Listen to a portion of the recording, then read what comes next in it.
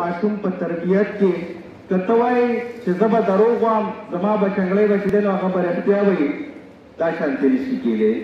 زه به غلط ژبه استعمالوم زما بچی به چې دی نو قال الله قال رسول وایي نشي کېدی ته به وایې زه به دوکې او دړاکې کوم زما بچی به صادق او امین وي دا نشي کېدی په معاشره کې څه خلک ډېر زیات هوښیاران خلک وي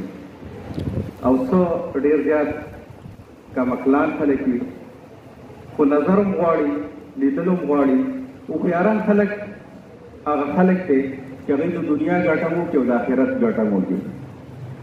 سودیس دي او فیصل دي د دوی مور پلار ډېر هوښیاران خلک دی ماشاءالله د دنیا ګټه یې هم وکړه او د آخرت ګټه یې هم وکړه په دنیا کې د ټولو نه باادبه خلک او د ټولو نه هوښیار خلک د ټولو نه ډېر خدمتدار خلک او چې د خپل مور پلار او د هر چا په کار راغلي دي هغه دینداره خلک دي د ټولو نه بدبخت او بېوقوف خلک هغه خلک دی چې خپل اولاد په هغه لارو چارو باندې ورسرګي چې صرف دنیا یې د نه وصول وي او آخرت د نه هیر وي الله دې زموږ اولاد هم دغه شانتې نیکان کړي او الله پاک دې د دوی دا بچنګړي نوره سپوږمۍ کړي سره زموږ د ټولو د دوی په دې کردار کې د دوی دې ځای ته رارسولو کې د استاد یو ډېر لوی کردار دی او استاد محترم زما خیل استناس دی مولانا سفیر احمد صاحب چې الله پاک دې دوی ته نور هم برکت سیوا کړي زموږ ځوانان زموږ ماشومانان د هغوی بهترین تربیت کوي او بهترین تربیت په ولې نه وي چې هغه د الله او د الله د رسول د وینا د لاندې وي په هغه طریقو باندې وي د هغوی تربیت کېږي زموږ د هر مور پلار دا خواهش دی چې موږ سره څوک هم کښېني نو دا خواهش لري چې زما بچی دې د سودیس په شانتې وي زما بچی دې د فیصل په شانتې وي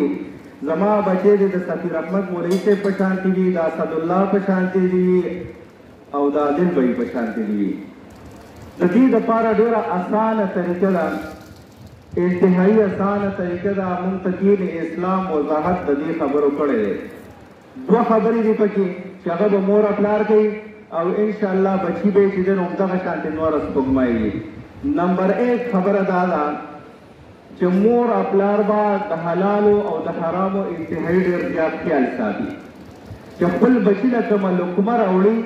نو د هغې به چې دی نو دا بیا خیال ساتلی وي چې دا ما د حلالو راوړه او که دا ما د حرامو راوړه او دا د بچي د پیدایش نه مخکې دا مرحله شروع کېږي خو ګو چې هغه اکثر موږ نه تېره ده نو دویمه مرحله چې ده نو هغه ډېره لازمه ده په هغې به انشاءالله مولوي صاحب هم خبره کوي چې هغې ته موږ وایو ماحول ډېر لازم دی د ماشوم په تربیت کې که ته وایې چې زه به دروغ وایم زما به چنګړی به چې دی نو هغه به رښتیا وایي دا شانتې نشي کېدی زه به غلط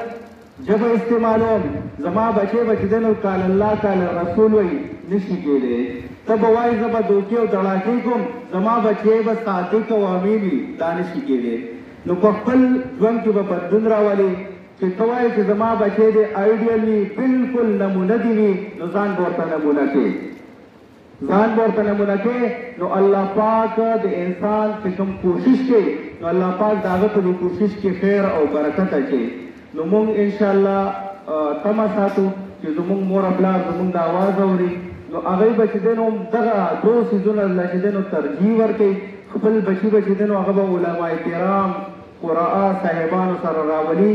او صرف کینی به نه اسدالله اکثر دا ګیله کوي چې صرف کینی به نه بلکې په وخت باندې به پوښتنه کوي او د هغوی د دې وجود د جسمانی ترقۍ دپاره چې کوم رزق راوړي نو هغه به حلال ولا راوړي نو انشاءالله وعده ده که نه انشاءالله اسانه کار ده که نه